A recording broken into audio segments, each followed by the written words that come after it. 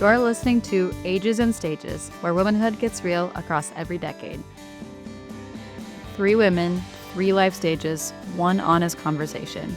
Each episode, we break down one topic, from relationships to career, to motherhood and identity, and how it evolves across the decades.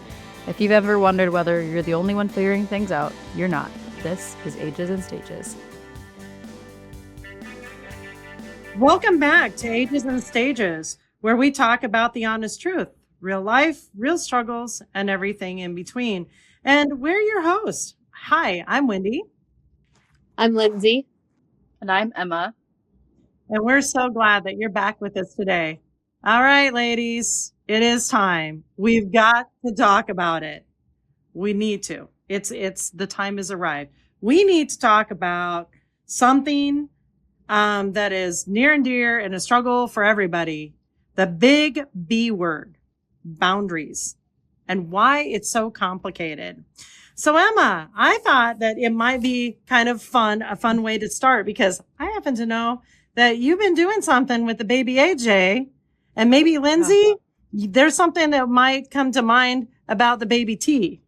So how are those boundaries showing up, Emma, for you in your life in the last couple of weeks? Oh man.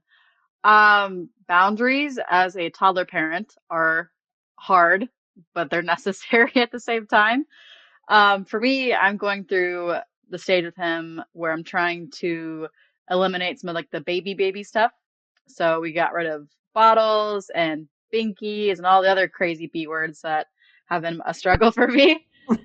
So I've been chopping off the tips of the binkies, and I'm also trying to get him to sleep in his own crib because he's been a little mastermind and he has gotten to sleep in our bed lately. So we were trying to reverse that again and have him sleep in his own crib. So setting boundaries and sticking with the plan and co-parenting has been a challenge, to say the least. Lindsey, how about you? What are some boundaries that you've run into lately? What are boundaries? I'm not sure. Yeah. She still has her being. She still sleeps in my bed. We're working on it, I guess. Right now we're having trouble with boundaries with keeping our hands to ourselves. So that's something we're working on. That's a fun phase. In a hitting phase right now. Yeah. That one is being addressed. Binkies are up next. So yeah, it's definitely difficult, but it is so hard. It's so hard. You know, I wish I could say something, but like just thinking about where you guys are at, it reminds me of where I was when I was in your stage in life. And you know what? My kids thankfully didn't go to college or high school with binkies in their mouths. The only one that did not have a binky was my oldest son, but the other 2, Ryan and Steven, they were my binky boys. They were the binky boys, and it was terrible. I remember that, like there were several restarts with all of that. And anyway, I hope it goes better. I hope it goes better for you guys. But I thought that since you've been going through that, I thought, ooh, it's time to talk about it. Yeah, it's been a struggle bus for real. Any comments or suggestions to many parents out there would be wonderful, because I had it in my head that I was going to nail it. We're just going to go cold turkey and have a couple days of bad, but it's been like weeks of bad. It's been back steps, and so any suggestions or help would be wonderful. Yeah, and we'll make sure that we share that with everybody else. It's about kind of the sharing of information. But yet, like one of the things that I believe fundamentally for many women, boundaries are one of the most difficult skills to develop and maintain, whether it's with family, friends, babies, teenagers, adult children, partners, coworkers. Setting boundaries, like has a lot of stuff that goes along with it. It's the boundaries, and then it's all the emotions that, for women anyway, sometimes for men, but anyway, for women, it seems to kind of go along with that. Guilt, anxiety, fear of conflict, questions about self-worth, all of those different kinds of things, definitely see that within the context of talking about that favorite word of mine. I mean, it's really it's evolved into a favorite word, the B word, boundaries. So before we go too far, though, in today's conversation, I think it would be fitting to maybe have a conversation a little bit about what some of the myths are about boundaries, because there's a lot of them. Now, these are not all the ones that I've heard, but I would say I was thinking in terms of what do I hear the most that comes across as far as myths and why people sometimes have some resistance or those other, back feelings come in and, like we go to set them and then we kind of revert backwards. But when most people hear the word boundary, what do you think of? What comes to mind for you, Emma, and you, Lindsey?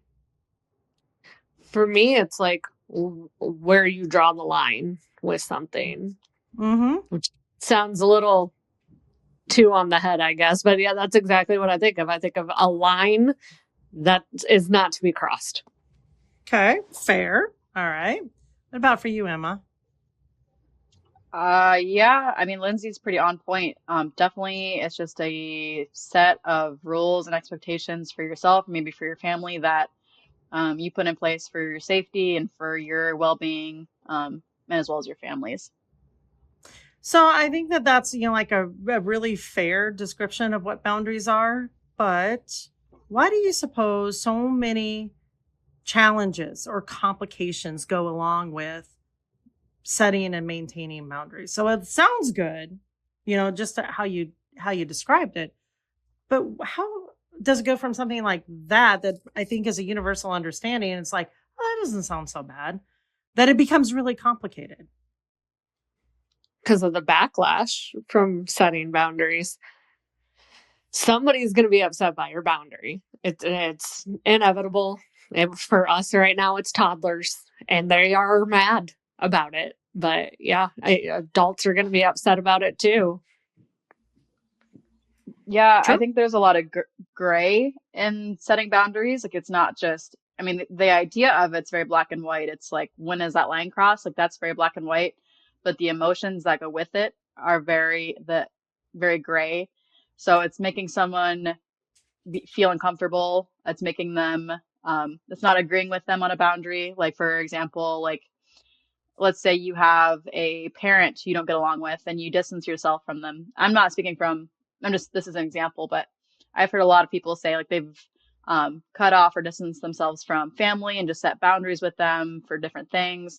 And then their family will come back and say, oh, you're so selfish or this and that. So sometimes, you'll get that backlash, you'll get those emotions involved. So it's really tough, especially when it's against someone that you really care about, Absolutely. And that, that's a perfect segue, actually, Emma, because that's myth number one.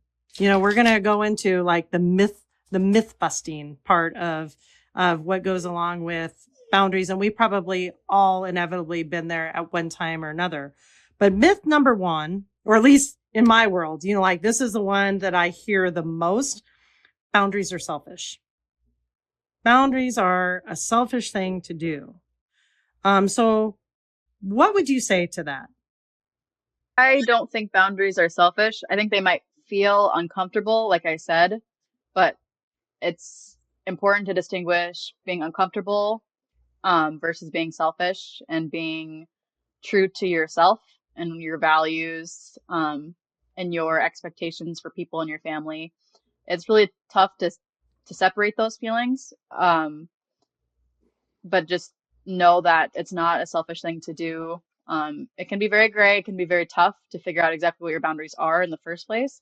But once you have them, it's not selfish to enforce them. And it's usually really necessary. And I think it's easier to put a boundary in place up front versus let something keep going on they don't like and then having to backtrack down the line and then set a boundary.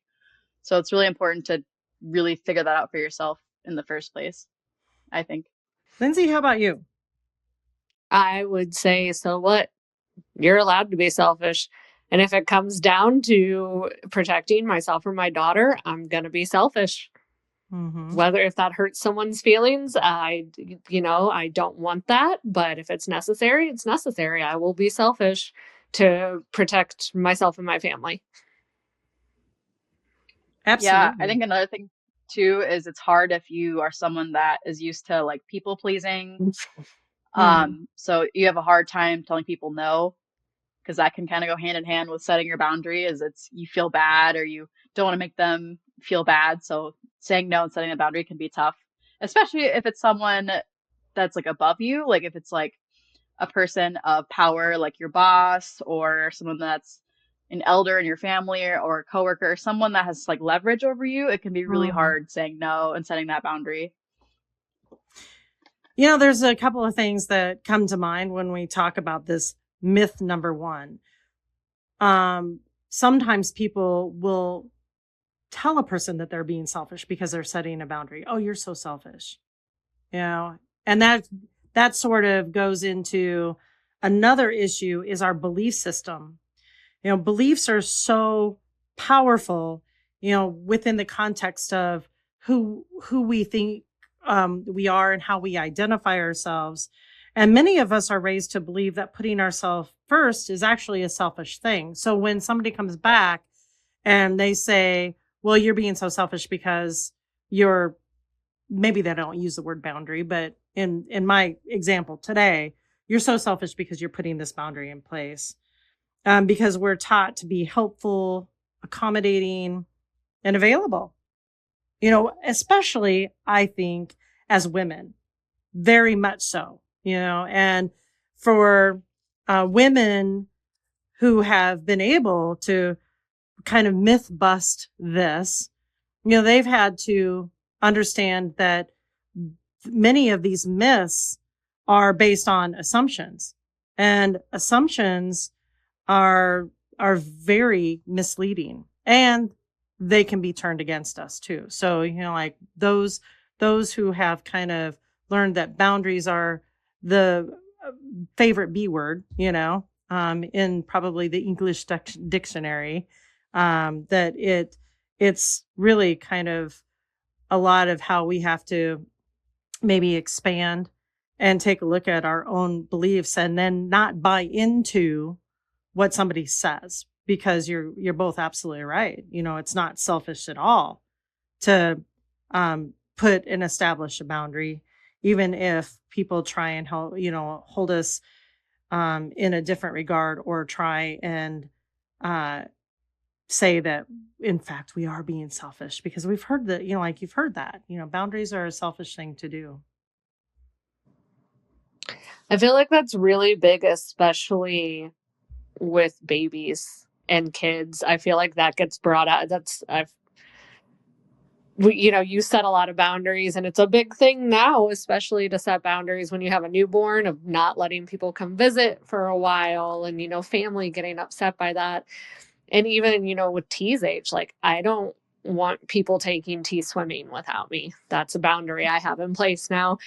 It's not because I don't trust the people that want to take her swimming. It's because I don't want something to happen if I'm not there.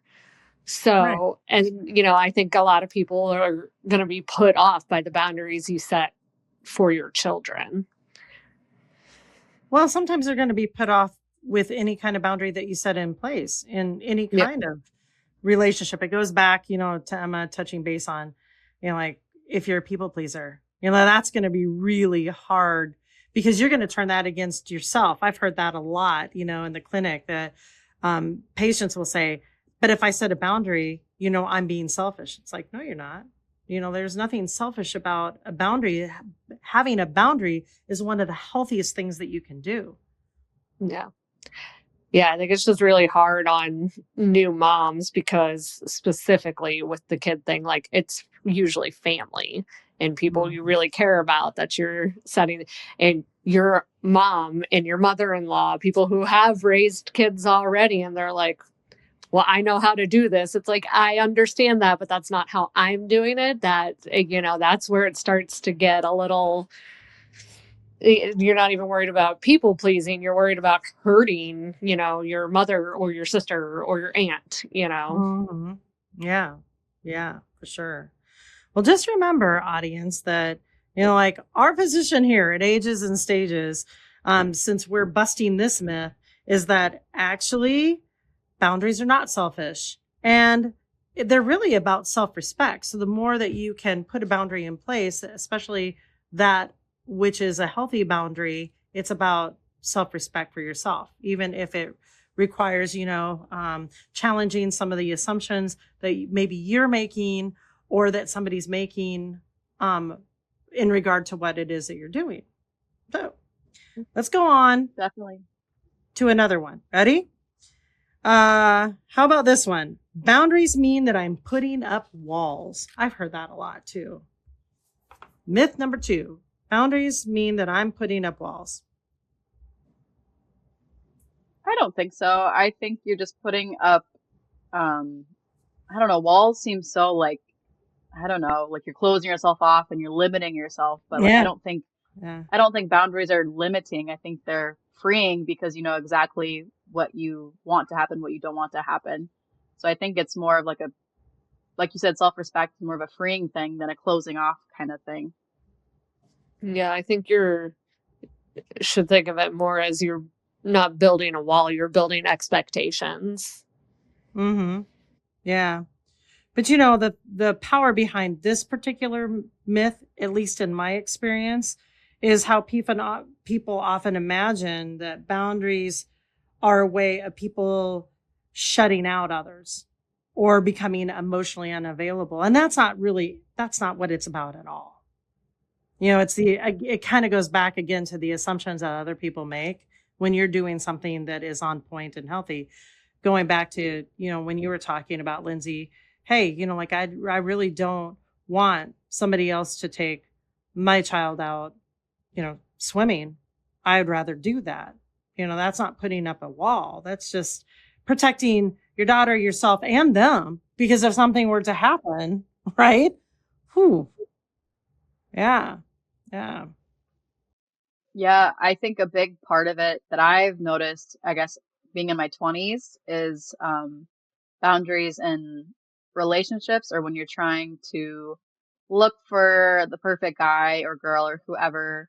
You really want people to like you. You really want to put your best self forward, and you want to be this person who, kind of like you said earlier, seems like open and available and spontaneous and all these things. So I have seen a lot of women around my age really disregard their boundaries in order to make someone think that they're someone else, or just to get them to like them.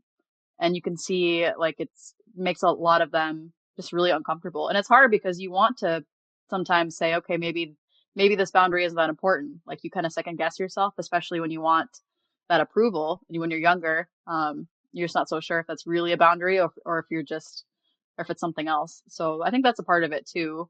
Being younger is just trying to figure out what your boundaries are and how solid and how important they are to you. Yeah, one of the things that I wanted to mention is that I see people across the different stages that sometimes get caught up into what you just talked about. So it's not just because you're young. Maybe it starts off when you're young, and then if you're not careful and if you don't take a look at it, it could actually play itself out from one decade to the next, to the next, to the next. I mean, your whole life if you're not careful. Lindsey, do you have any thoughts about that? This one's a little hard for me because I have no problem saying no. No is one of my favorite words. I'm really good with letting my boundaries be known. So Mm-hmm. Yeah, Yeah. I have not ever been that way. I've been the very opposite. I don't want people to, I've never wanted people to think that I'm like, okay, like this is like the whole thing. Like when women think they're like being, I don't know, like like mean, or they're being like bossy or whatever when you say no. I've always been so worried about how people see me. So I feel like saying no for me is really, really hard. But I love that for you, that you can just be like, no, like that's my boundary. I don't care. Like I wish I was like that. And like I said, it's been a little bit harder for me with T, because like I said, a lot of these boundaries that I have had to set are with, people I'm really close to, my mom, my sister, Wendy, and Yeah. it's really hard because I don't want to hurt them, but Yeah, no means no. it does. Yeah. And the other thing that I want to point out too is that, everybody's going to be in a different space when it comes to boundaries. I mean, even here, like everybody's in a different space. So something that might be a struggle or not, like a perfected, area of strength for one person, is something that another person doesn't have a problem with. And I would say that, for me, myself, I have a pretty good handle on it. But I've also, I've also evolved and grown and learned, and I've heard myself over the last 20, 30 years of my career talk about boundaries, like with people. And, like when you have that dialogue with somebody, I mean, it is a learning experience. I am of the position, for myself personally, from my professional standpoint, that I learn from my patients all the time. Not only, I do believe that that's definitely a give and take. They get something from the experience, of being in therapy, and I also get something out of that experience too, which is I very much so learn. I just had that today, as a matter of fact. I'm working with somebody who my very first patient, like in all these years, that actually came to the United States through that lottery. And I mean, that was an education in within itself. I mean, I have heard about it, but I never really understood it until I was talking to that individual, and the whole acculturation and the transition and different kinds of things like that. But anyway, that can be a conversation for a different day. But I think that, when it comes back to this boundary kind of being used against us, I think that, the assumption is for maybe ourselves or for other people that that's a bad thing to do. That's a bad, unhealthy boundary, because you're building a fortress around yourself, your family, or whatever it is. And that's not what it's about at all. Because boundaries they're not walls, they're gates. And gates, you can walk through, right? Like it's really an open forum, but it really clarifies, what is okay and what's not okay for us. So, boundaries help us to decide for ourselves, like what is actually healthy for us, for our loved ones. Like you guys, and I am a mother, right? I'm a mother of adult children, but what is healthy, what is acceptable, and what allows, relationships to thrive. So, that's why that's a myth, and we're busting it with this one. Okay. How about you guys ready for number 3 of the Wendy Disher, experiences of what happens, like from just random selections of people. Boundaries are controlling of other people. If you set a boundary, that means that you're trying to be in control of a narrative, a situation. It's a myth. Yeah. What are your thoughts about that? Do we really set boundaries to control another person? No, because if you're trying to cross my boundaries, you're trying to control me. You're trying to change my thoughts and wants and needs to fit yours. Yeah.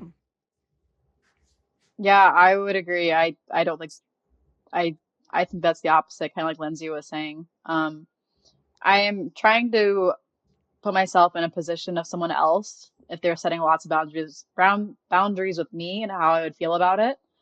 Um, and I don't think I would mind. I don't know. It's hard to be on the other side and I get uncomfortable with someone's boundaries. It's hard to put yourself in that space. I don't know. Yeah, I feel like it would almost be nicer to like just know, like, oh, that's not good with you. Right. Noted. Got it. Yep. Yeah. Yeah. Well, my position, like especially when it comes to women, that many of us, worry that we'll actually come across as demanding or difficult.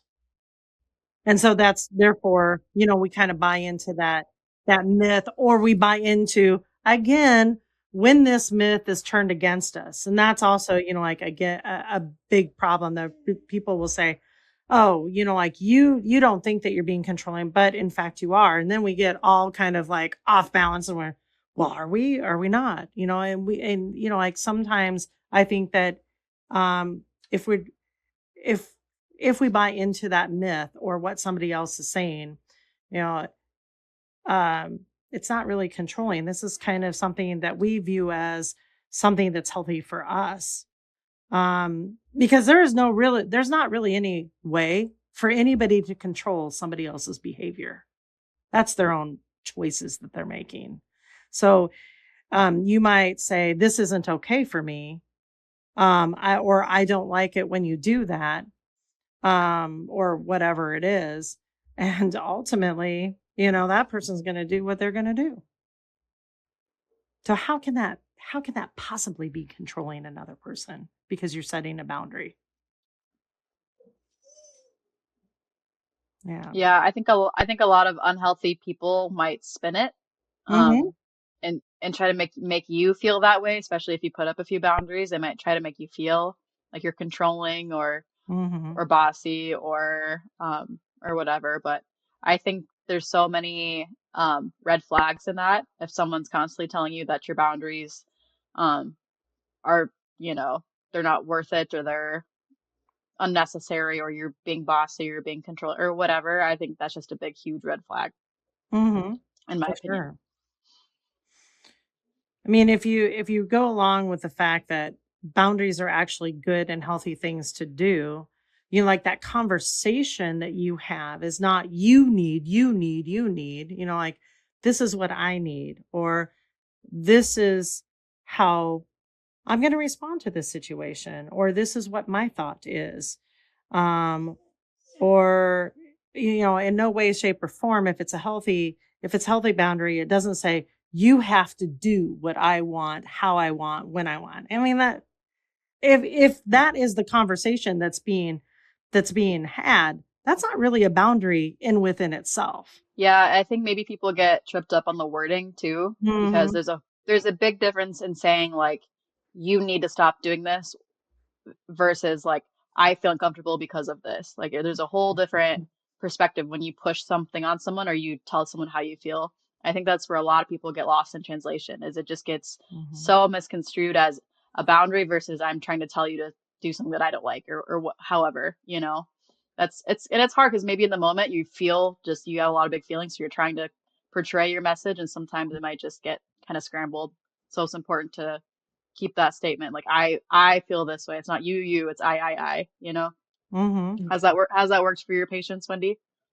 Yeah, well, in the clinic, I find that many people are, and I use this very broadly, scared of, or they fear, putting a boundary in place. And I assure them, it's like, it's one of the healthiest things that you can do. It actually makes life more simple. It really does. It's not going to be simple at the very beginning, because you're bought into all of these myths and how things are turned around, and maybe your understanding of what a boundary is. Like we spend a lot of time talking about that. But what I really love is when I have a patient, they'll come back and they'll be like, yeah, it actually is better. It's easier, and then it's like, great. Well, let's just kind of continue to build from there, like taking some of those baby steps. And, even with this conversation today, it might be that some of our viewers might have to like really go back and listen to it once or twice, and really take some of the information in, especially if it's something that you're struggling with, because, um, there's good boundaries, there's healthy boundaries, and then there's times in which we get caught up into all of these myths, or sometimes, like, we get caught up into our old unhealthy belief system and what we think a boundary is, or how we've been brought up. I mean, that's really something that's come up a lot in my practice, that people grow up in homes where the boundaries are not exactly the healthiest boundaries in place, and then like they have no idea what a healthy boundary is. If you really don't want to do something, isn't it okay to say no? Or is it okay, like to say that really frustrates me, or I could use some help here, within the context of that. So how about this one? Setting boundaries makes me possessive. I've heard that quite a bit too, coming in and out of conversations with people. Does setting a boundary really make you a possessive person? What are your thoughts? I think it would depend on the topic Mm-hmm. of the boundary, because, like, again, not to sound like a broken record, but if it's about tea, yeah, I am possessive of my kid. Mm-hmm. No shame in that. Mm-hmm. What if it's a boundary, like, let's say it's a young couple and one of them says, like, I don't like when you hang out with your friends, like, Mm, at the bar or whatever. I feel uncomfortable. Like, I'm setting this boundary that you can't go to the bar without me because I feel uncomfortable. I feel like that's kind of wishy-washy. I feel like that could be kind of possessive and turns into something that's unhealthy and Well, not so yes. much healthy, I mean, I would you have to know? agree because in my yeah. listening to that, because I've heard that a lot, that usually the Hmm. underlying thing is jealousy. And so jealousy can be it can be a big crossover to being possessive and controlling. But we're thinking in terms of just establishing, like a healthier way of thinking and being, even within the context of Lindsay, you and T. Is it really Mhm. possessive? No. I mean, I think that it's more about safety. It's not about Oh, trust yeah, either, no, right? I agree. I just, Yeah. if they said I was possessive, I'd be like, Right. yeah, if that's how you Well, want to take it, that's fine. you're But right. Yeah. yeah. That's the, like, again, like some of the ways in which people turn that against us. And then we're just like, Hmm. oh, wait a minute. Maybe they have a point. And it's like, not really. Yeah. I let Lindsay, I like the power of, like, how you're like, oh, whatever, like, call me the, like, power of, like, rolling the words off your shoulder, though. I really like that. Like, thinking about, like, whatever, I'm possessive or whatever. That's just what I am. That's still just, I'm gonna do what I gotta do. You can call me whatever you want. I think there's a lot of power in that. Because I think Mhm. at the end of the day, you're always gonna get judged for doing how you want to do things, especially as a parent. So just being able to just roll it off your shoulder, like, yep, you can label me X, Y, and Z, but this is how I'm gonna be a parent to my kid. I think there's a lot of power in that. It's tough, but yeah, I love that. Well, if you think about it, like by doing it that way, you're actually busting that myth by saying something like that. You can call me whatever you want. I'm just not buying into it because I know, like my backstory. Not that you have to explain it. You don't have to necessarily always have to have a conversation, like with somebody. Sometimes it's relevant to do that. No, I'm not really possessive. I just want, I just am about safety. Now, people can throw that against you too and debate and negate. No, I'm not debating or negating with you. Um, like this is just one of those things where I feel very passionate about something like that. But it really is. And maybe the problem is that either we turn these myths into an assumption and we believe that assumption that's incorrect, or we buy into when somebody turns the tables because they actually want us to comply and move away from our boundary. I mean, I've seen that, like one or two different ways, in working with people. Yeah, I think a big thing is you just kind of have to be comfortable with the fact that someone might Mm. not be okay with your boundaries. Yes. Because, like I said earlier, it's almost inevitable. Somebody's not going to like it. And that sucks for them, not for you. What sucks Right. for you is going against your own boundaries. Mm-hmm. For sure. I personally think that there's a huge difference between controlling another person's choices and then communicating or clarifying your own limits. So, for those of you who are struggling with boundaries, like I believe that that's a very, very grounding way of being able to remind yourself that you're not controlling anybody. You're just communicating what's okay for you. And nobody knows you better than you, which goes back to the first myth. It's not selfish. You just, you have a PhD in you, ultimately. Okay, here's one. Ooh, this one comes up. This actually comes up a lot. I probably hear this being said like at least 10 or 20 or more times a week. If I set a boundary and I don't keep it, therefore I'm a failure. I mean, like a lot of people, when they do something and they're not successful, they personalize it and they bring it back to themselves. I, therefore, am a failure, which is a huge myth. So how is that not a myth? Well, because your own boundaries can change. You're the one who sets your boundaries.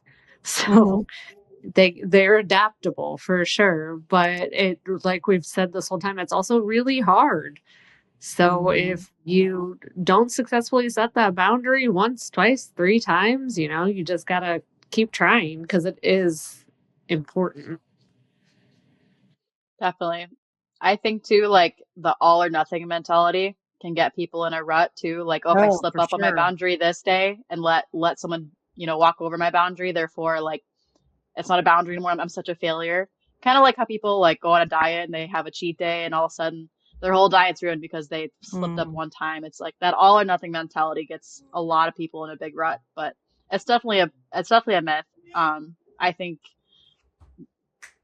working on a boundary, even if you have a day where you maybe let something go that you would normally, doesn't mean that the boundary is non-existent or it's not important. You just need to reflect on what that meant and why that happened and kind of recircle and refigure out with yourself, like what's really going on. I kind of take a look at, boundary setting sometimes as an ongoing, or sometimes for some people, it's a new skill.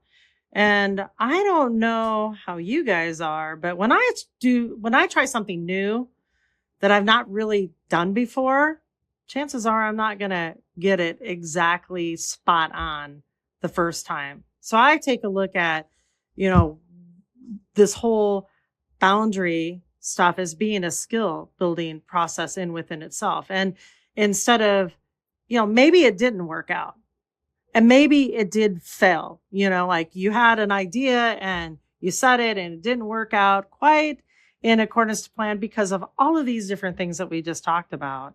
But it doesn't mean that you're a failure. It means that it just failed. And therefore it's an opportunity to learn, to tweak, or to adjust, or to change, and continue to move forward, because ultimately healthy boundaries are a good thing to do.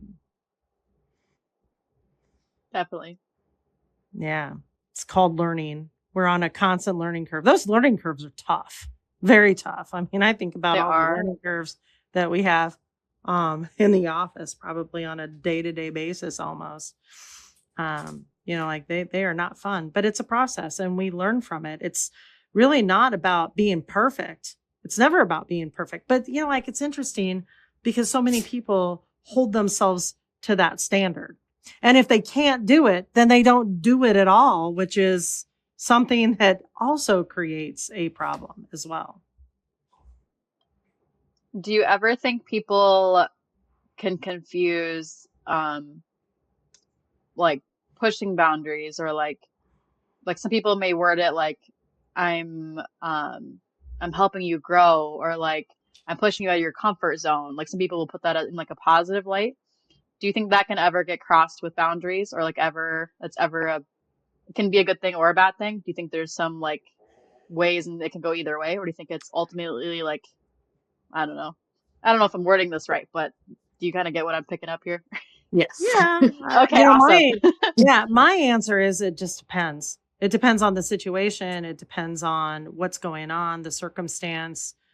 I don't know if there's really any straight answer to that, because I do know that, at least in my profession, I see a lot of people manipulating people, to get what they want. And that's very, very difficult to kind of maneuver through. But yeah, I mean, really, if you take a look at what boundaries are, the goal of a boundary is really to increase our own self-awareness. And it's about practice and returning to tweaking some of those boundaries when you feel like you're losing footing or you become uncertain or the tables get turned against you. I mean, like, my position is that if somebody's not in the right place, you know, it really is kind of a manipulation in one way or another. We talked about couple sessions ago, Emma, like toxic work environments.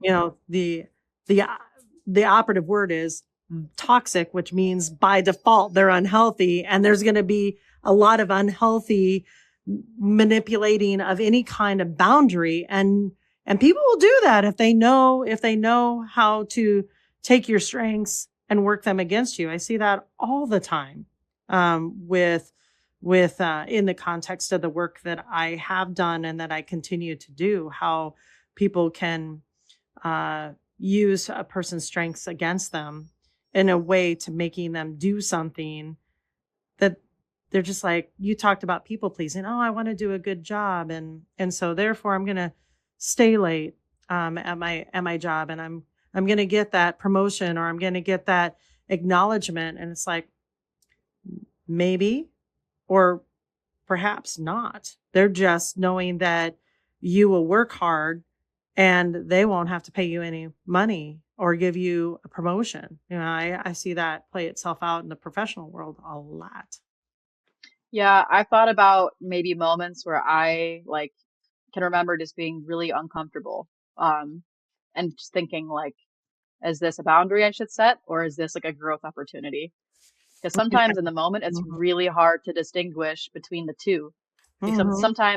Sometimes you confuse uncomfortable with growth and boundaries and things that are toxic. Sometimes it's really gray. Sometimes it isn't evident. It's not clear yet in the moment.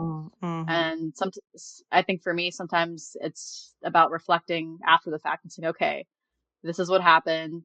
This deserved a boundary, or this is what happened. I grew a little bit. I actually liked the outcome of this. But in the moment, sometimes you choose differently than you thought you would. So I think that's important to talk about too. You're not always going to get it right the first time. It's not always going to be so easy or black and white. Yeah, I don't know. That's just something that I've thought about. Not to put it out there, but like, I know that it wasn't too long ago that somebody told you that you were making the worst mistake of your life, Emma, by leaving. Oh yeah. Like an Yes. organization, and it's like, wow. But yeah, I left a job that I was really good at, and but it was a little toxic and just not something that I wanted to be around long term.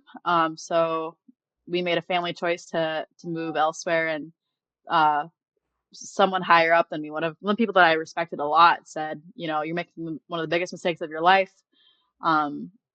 And it really hit home because I respected that person a lot. I looked up to that person. I learned a lot from that person. I cared to grow a good friendship with that person even. So for them to say like, oh, this is the biggest mistake you're ever gonna make in your whole life, and me like looking up at them with so much respect and being younger, and it really was tough because it really made me think like, is this really something that I'm giving up? Like, am I doing the wrong thing here? Like, this person is so successful and it's telling me this, but like my gut, ultimately, at the end of the day, is my gut that said, nope, this is not where you need to be. There are better things for you out there. This is just not the right fit for you. And I ended up being right. I followed my gut and I made the boundary and I just did it. And I'm so much happier than I was when I was at that spot. So sometimes following your gut can really help make those decisions too. Yeah, but it's hard.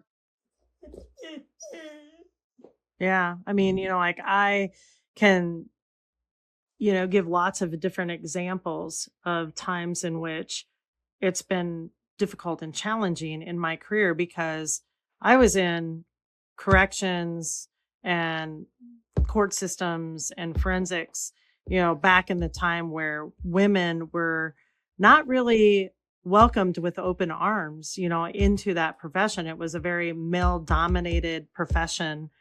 And there was a lot that you had to go through. You had to prove yourself. You had to work harder.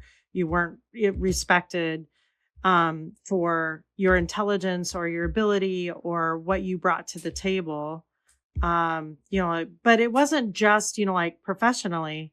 I remember a time, just in my career where a crime would happen, a crime against a woman, and the woman was, you know, deemed at fault. Like rape was a common example, which is horrible. I'm so glad that we have progressed so much, from that. But when I first started, like a lot of my colleagues would be like, well, if she wasn't at that place or if she wasn't dressed in that way, so I would say, so you're insinuating then that a woman is at fault. In fact, like I was a victim of a violent crime, and I was treated so poorly by the male law enforcement. Like, what were you doing here? And why are you dressed that way? And I had just gotten off work. I was in heels. I was in a long skirt because long skirts were the thing. I had a blazer on. What do you mean? Like, okay, so because I'm in a skirt, it's not even a short skirt, then I deserved what happened to me as I was bleeding and doing, like just, it was just not a good situation, within the context. So I'm really glad that we've come a long way. In fact, it reminded me of an old movie that starred Jodie Foster called The Accused. And that was really how women were treated in some of these cases, way back in the day. And I had to fight against that. I fought against it when I became a victim of a violent crime. I fought against it when I became a professional in the field, within the context of kind of putting men in their place, and say, no, this isn't what this is about. But thankfully we've progressed a lot since then. Wow.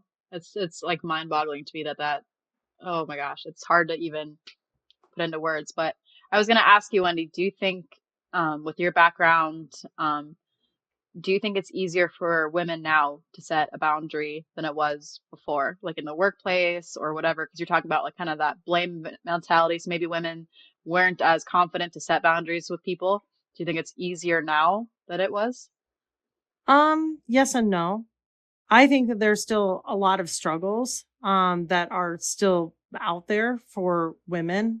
Even though we've collectively become stronger, found, like a stronger voice, but you see how it plays itself out, like sometimes in the workforce, sometimes, like in homes and relationships, in relationships, like even with adult children, like these, there's always something, like that can hook a person within the context of boundary. You can say that you're pretty good at it, but there's still so many challenges, and sometimes you get exhausted. I see that a lot. Sometimes I do get exhausted. I'm a seasoned person. I'm in my 50s. You'd think that it would get easier. It's easier for me to say no, and it's easier for me to say I don't really care what you think. But sometimes it just gets exhausting, to have to advocate and stand up for yourself so much. And the one thing that I do believe for myself personally is that I don't question myself as much as what I used to when I was younger. But sometimes I think some of that came, especially professionally, because it was harder for me, to earn respect. Like I had to earn that respect in my profession. And I think, like it just seems so much easier, like for my male colleagues. And I just felt like that was so unfair. Do I think that still happens today? Absolutely. I don't think it's right, but to say that it doesn't happen, I think would not be a correct answer. We could go down a whole rabbit hole with what you brought up, because I still think that women are treated that way a lot. I mean, we're still blamed for crimes against us. Well, was she running at night? Did you have headphones in? Were you drinking? And It would be a whole nother show topic if we get me Yeah. started on that rant. I was Right. gonna say we need to talk about it because I have a lot to say on that topic too. We Yeah. need to do a whole nother podcast on it. Right. Yeah. Yep. I'm not saying that that we have it all figured out, but there's still some of those situations that continue to exist, and we still have a lot of work to do. But it was just so vastly hard. You do see more women, in these professions, so it's not like we've given up or we've walked away. I mean, we just that's one thing that I really admire about women in particular. Can I just say that? Like, we don't give up and we don't give in, and we shouldn't, especially if it's something that we're very passionate about or that it's something that's very important to us. Like I say, I celebrate women, I really do. And that's where real change happens in my opinion. We still have a long way to go, and bad and unfortunate things still continue because this has probably hundreds of years of culture and symbolic language and belief systems that are hard to break. But I think that every time we do something, it's a gain. It's a gain for us in big ways or small ways, whatever that is. So. Yeah. So I have something. Let's switch gears a little bit, and I'm going to ask you some questions. This was taken from a survey about how easy or hard is this? This is a boundary check. Okay. So I'm going to ask you guys this, and you can say, yes, I find that an easy boundary to set, or no, I do not. Okay. You guys ready for this? Yes. Mm-hmm. Lindsey, could you, I think I know this one. I can answer it for you, but I'm going to ask you anyway. Easy boundary, or you would struggle with it? Can you tell a family member that you cannot attend every family gathering? How, hold on just a minute, Stephanie. I got to let my dog out. She's driving. All right. So Steph, let's start over. All right. We're going to play a little easy or hard boundary setting exercise. All right, Lindsey, your first stop. How easy would it be for you to tell a family member that you cannot attend every family gathering? Let's say that you have a family that's just always wanting you there. Easy. Okay. Emma, how about for you? Hard. Well, this one's tough for me because, like, deep down, I always want to go. Like, I love being around family, and I always want to be around them. So even though sometimes I'm just exhausted, sometimes I will still go. So it's hard for me to say no. That was a really tough one for me because I always end up saying yes anyway. I'm always down. So where sometimes I probably shouldn't be, but I always am. To be fair, I always want to go too. Yeah. Not possible. We have so much family everywhere. Yeah. And so within the context of that, even though it's great to want to be around your family and to be invited to a lot of family gatherings, sometimes it's very appropriate to say no. And I've talked to my kids, like my older adult kids about that too. Especially like with holidays, it's interesting because they're just like, Mom, you make me feel guilty. And it's like, I don't even know how. Like, I'm okay with, if you want to stay, for example, like at home because you have a child for Christmas, I'm okay with that. I'm not bent out of shape with that. I don't even know how I'm emulating that. But anyway, sometimes I do think it's important to be able to say no, thank you. All right. Here's one that I struggle with sometimes. You guys are going to laugh. But anyway, it's the truth. Can you say no when an adult child asks for money? Yeah. Now, if there's a good reason, like I do, I will help. I believe that if I'm really honestly helping my child out, then I don't have a problem with that. That's actually my boundary.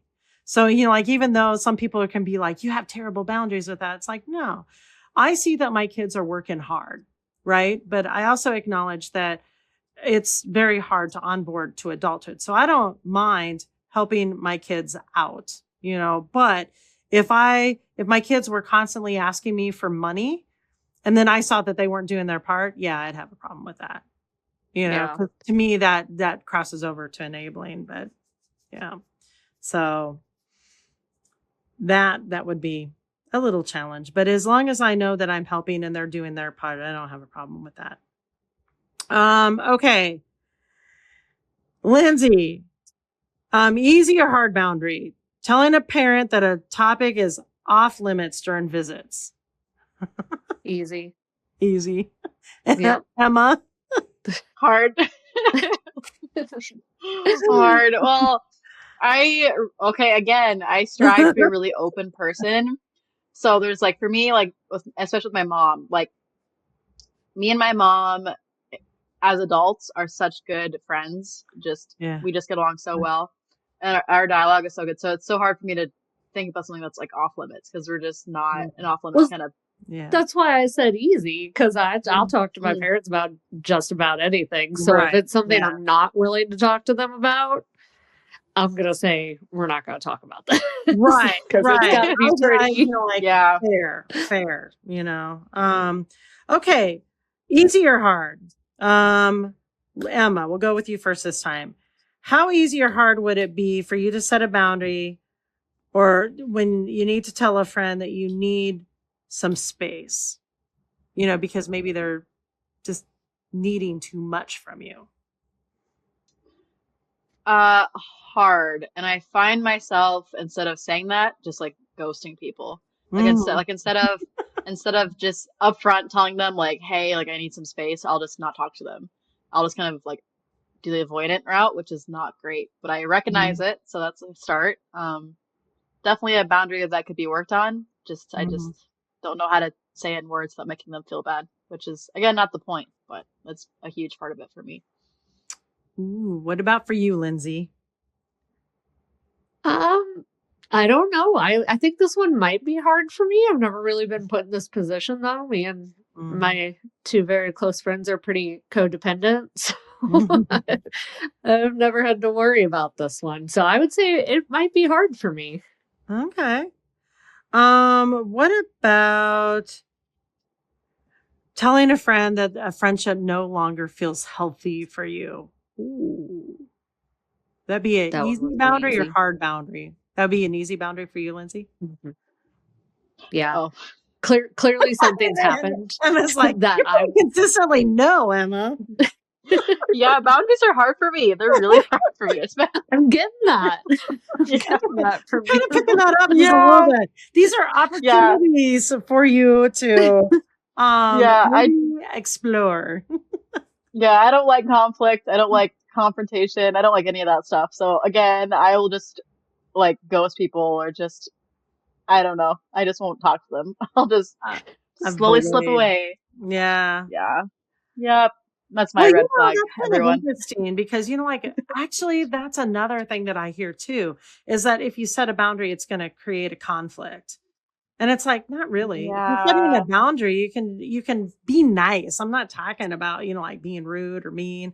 It's just like just saying something and you're like, I don't know. I don't know if I would say this relationship no longer feels healthy to me. I think that there's a different way of saying it. I don't know. How would you say it? Like, how would you say someone, like tell someone? I can't think of another way to say it.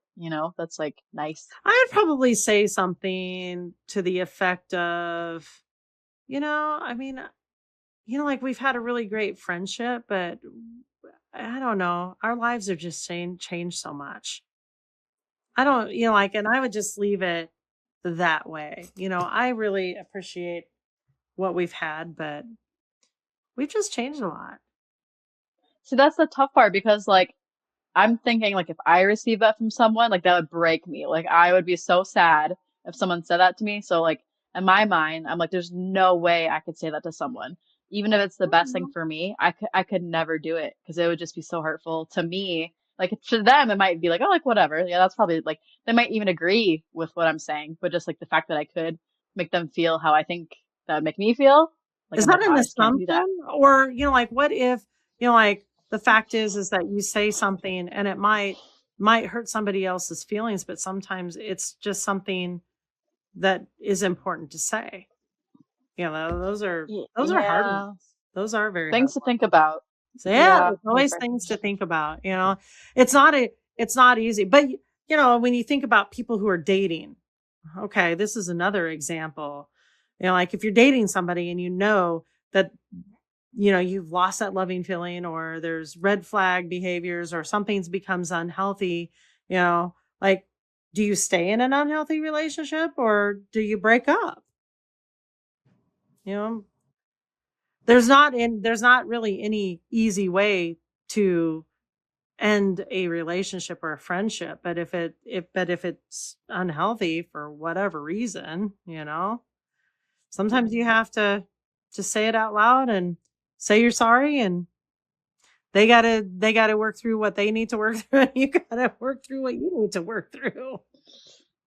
much easier said than done, but yeah, I that's the way to know. go. Okay, It's the way Lindsay, to what are go. your thoughts about this? Come on, weigh in, Lindsay. I think we need to do another podcast on teaching Lindsay how to be nice, because apparently I'm mean. That's what I'm gathering from You're this whole not thing. though. You're not. I want to be you, Lindsay. Lindsay, when I grow up, I want to be you.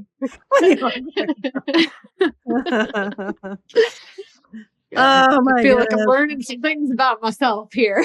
Well, that's the thing. Like, I don't think you're a mean person at all. So I'm like, why can't I be you? Like, if I feel like if I said those things, I'd be so mean. But I'm like, Lindsay's not mean. Like, it's such a mind wrap. I don't even know. It doesn't make any Okay, so sense. does But somebody think that I have good boundaries, bad boundaries, or am I, like kind of okay?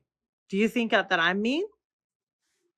No. no, not at all. Well, see, okay, Lindsay, there you go. Because I am really big on boundaries. Ask any of my grandchildren, especially my 13-year-old. Like, my here's another favorite. Here's another Wendy Disher favorite, right?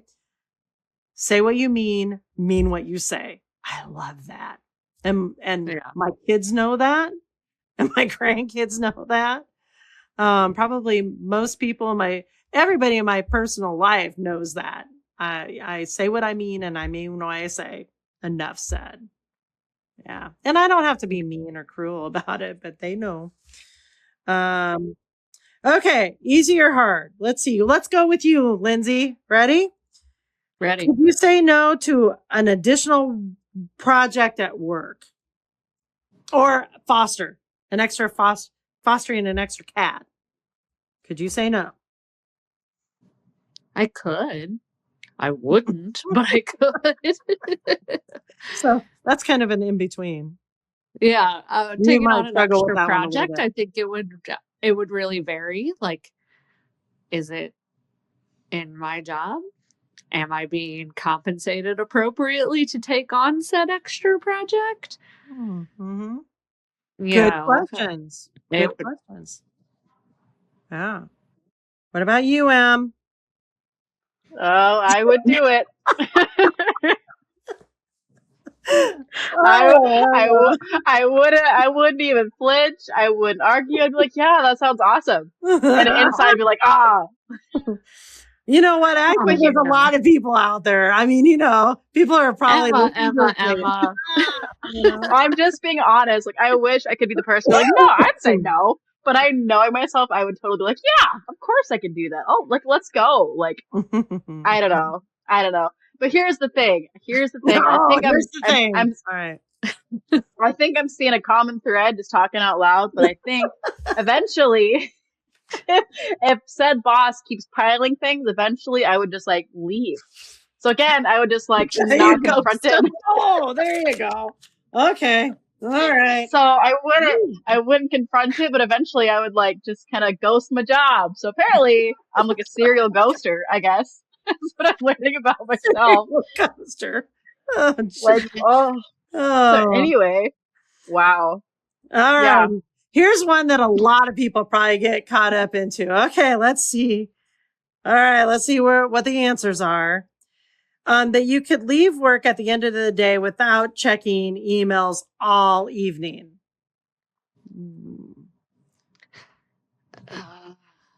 I definitely get on and check on like hospitalized patients and stuff throughout the night and when I'm off on weekends. Oh, we found one, Lindsey. Oh, yeah. All right. Get me with the dogs, man. The dogs and the kitties and okay. I'm I can test this one for Emma. So Emma, what would you say? I'm going to either agree or disagree with you because I'm your boss. I think I'm pretty good about, for the most part, like every once in a blue moon I'll slip it, but I'm pretty good about like work and personal life boundaries. Like when it's after my work hours, I feel like I'm pretty good about leaving it be. Your weekends, pretty good about leaving it be. Like every once in a blue moon, like if it's something that's like urgent, I'll take care of it. But otherwise, I don't need to read emails. I don't need to look at it. It's a tomorrow issue. This is a bad boundary for me. You know, like I'm constantly, you know, like working and checking and, you know, like taking a look at things. So that's, I check on animals that aren't even, I have nothing to do with. What? I'll check on ones that I have nothing to do with. I won't even know who that dog is that's hospitalized, but I'm on there like, why is he hospitalized? What does his blood work look like? Like it has anything to do with me. It doesn't. And I'm still on there checking. So wow. We found one, Lindsey. That's an opportunity. It's a growth opportunity for you. Isn't that interesting? Like the one you struggle with, Emma's like spot on with it. Yeah, easy for me. Wow. Okay. All right. Okay. Let's ask this one. Taking some vacation time and not feel guilty about it. Some people really do. Okay. Easy boundary that you set with yourself or harder? For me, this is totally easy. That used to be very hard for me. It's not anymore. So when I was in a leadership role, I struggled with that a lot. I felt guilty. I answered my phone the whole time I was on vacation, trying to handle things. So now that I've kind of taken a step back in my career, it's much easier for me. I don't feel guilty. Oh, okay. Let's talk about this one. Could you, how easy or hard would it be for you to tell your partner you need some time alone? Easy. Easy. It's easy peasy. I need my time. I'll tell Ryan to leave. I'm like, go do something for a couple hours. Go away. That's great. How easy or hard would it be for you to set a boundary around you being able to say no to something your partner wants you to do? Ooh, Emma, that's come up recently. Yeah, my partner and I have kind of flip-flopped. He used to be the one that was very like, let's do new things all the time. Let's like push our boundary, like not push our boundary, like let's push ourselves, like let's go do all these things. And it was hard because a lot of those things I was like, hell no. Sometimes I was like, maybe. But now he's the homebody and I'm like the go person. But I think it's easier to tell each other like yes or no. Like over time it's been easier. But at first it was really hard. At first it was like yes all the time just to like, because it's new. Like I said earlier, like you want to make someone feel like you're like outgoing and adventurous. But now we're like, nah, you know, but we're pretty good about it now. Right. Lindsey, what about for you? I'm still the mean one. I'll just be like, no, I'm not doing that. I love it. Don't have a problem. I actually don't have a problem with that either. You know, like if it's something that I really don't want to do, I'll say, Todd, no. Yeah. How about this one? This is about boundaries, how easy or hard this would be for you to put your phone away for an entire evening. My ringer is off 99.8% of the time. So I wouldn't mind. Yeah, easy for me too. I try really hard to not be on my phone, but I can just because I'm kind of sick of it. Yeah, most people know that they can't get in touch with me. So they quit Yeah, I trying get to Yeah. personally offended if my phone rings and the ringer's turned on. I'm like, why is it making noise? I want nothing to do Same. with this phone. Leave me alone. Okay, what about, here's a difficult one that people might have, all right, or you guys. Stop comparing yourself to others online. Or Easy. just others in general. Easy. Yeah, that's pretty easy for me. Wishy-washy for me. Sometimes I'm like, I don't care. And there's some days where I'm like, I really do compare. I really look at other people. I'm like, oh, why can't I do this and this and this? But most, it's kind of half and half for me. Depends on the day and the person. So I will throw in something that I've done that has made that a lot easier for me is I've kind of changed my mindset on it. And when I see things like that, instead of thinking, well, why can't I have that or be like that? I try to just, wow, that's awesome that she has that. Wow, that's awesome. She can do that and think that way instead of comparing myself. I just try to celebrate them for it. Oh, I like that. I like that. That is very good. I like that too.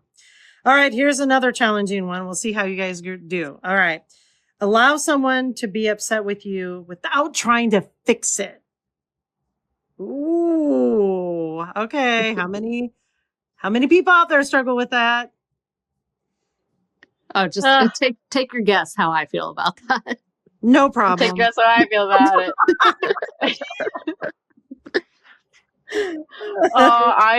I am the person, I hate that feeling. Like that's like oh, if I have like a top 10 worst fears, like that's on there. Like that's on there. Like someone being angry with me and I can't fix it. Like that's high on my list of priorities. Like even like if it's something small, like I will bug the crap out of Steven. I'm like, do you still love me? Like, I'm so sorry. Like, what if I like buy you dinner? Like, let's go for a walk. Like, I will not shut up until I feel like homeostasis again. So my best friend and I got into a drunken fight one night when we lived together, and she texted me and was like, don't ever talk to me again that night. So I didn't. I did not speak to her for like a week. We live together, we work together, and we share a friend group. Wow. And then when we finally made up, she's like, you didn't even try to talk to me about it. And I was like, you told me not to talk to you ever again, so I didn't. That's dang. Yeah. Yeah. Wow. Boundaries with adult so glad we made up because I love her. I didn't want to not talk to her. Oh, but yeah. Well, I'm glad you guys, kind of worked that through. Yeah. Boundaries with adult children. That could go in so many different. I think I have pretty good boundaries with my kids overall.